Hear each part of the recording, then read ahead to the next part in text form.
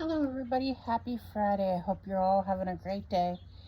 Been having a busy morning today, but that's alright. Today we're going to go over our new mornings,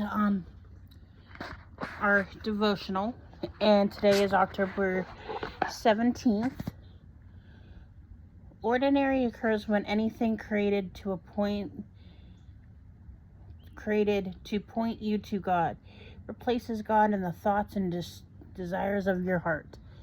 The struggle goes all the way back to the beginning of the Garden of Eden and has marked humanity forever. What was designed to point us to God replaces God in our hearts.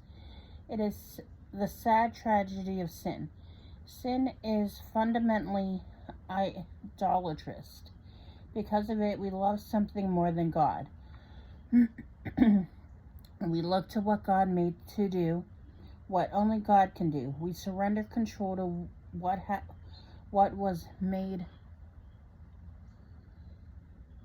rather than surrendering it to the one who made it all. Sorry guys, Snowball saw somebody, so I'm like, we celebrate the physical while forgetting the one who created every physical thing.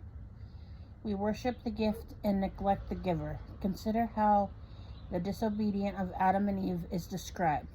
So when the woman saw that the tree was good for food, and that it was a delight to the eyes, and the tree was to be desired to make one wise, she took of its fruit and ate, and she gave it to her husband who was with her and ate it. Genesis 3:6.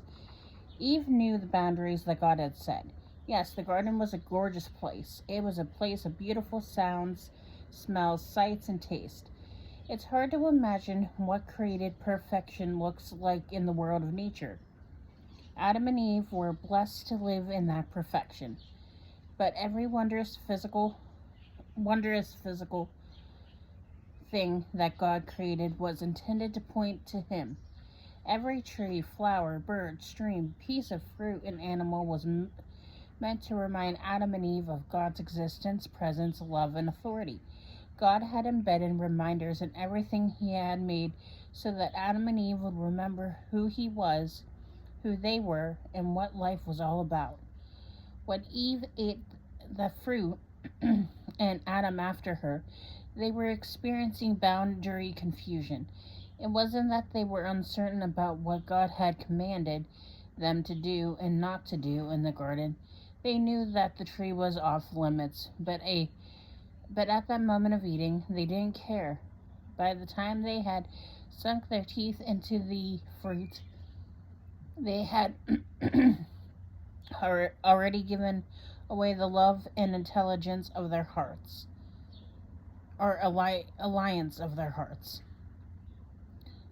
Love of God should have given them the motivation and the ability to say no to the temptation and run away from the tree.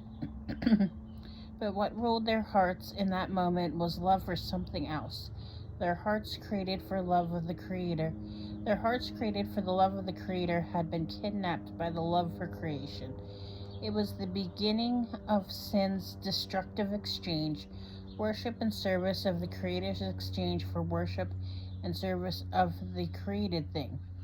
Romans 1:25. Sadly, that exchange has taken place millions and millions of times since the garden. It's humanity's greatest spiritual dysfunction. We allow that creation to replace the Creator in our hearts. No wonder Jesus had to come. No wonder His grace is so essential. No wonder God knew that He would not leave us to ourselves. That He had to send a rescuing Redeemer. A further study and encouragement would be 1 Corinthians 10:14-31. I hope you all have a great Friday and a great weekend, and I will see you all here on Monday. Also, I wanted to say we now have 50 subscribers, so that's so exciting, guys. I started on here with just like 10. Now I have 50. I can't believe it. Thank you all for your love and support. Please keep following me, keep watching my videos, and I'm just so happy to have all of you. I'll talk to y'all soon. Bye.